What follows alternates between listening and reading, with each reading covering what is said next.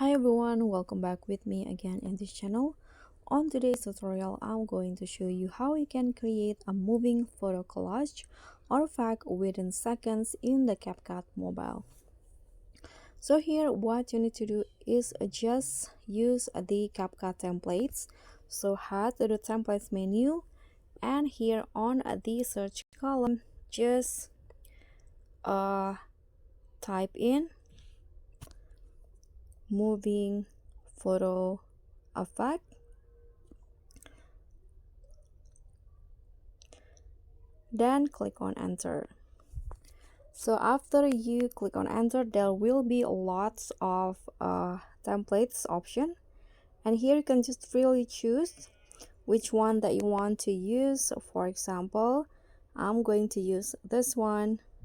Click on the use template, then select your photos. Okay, I'm going to select 7 photos from here. Then click on next. There will be a preview like this for the result, and if you're satisfied with it, you can just click on export. So that's all from me. Thank you so much for watching. Don't forget to like, comment, and subscribe. Also click on the thanks. Bye.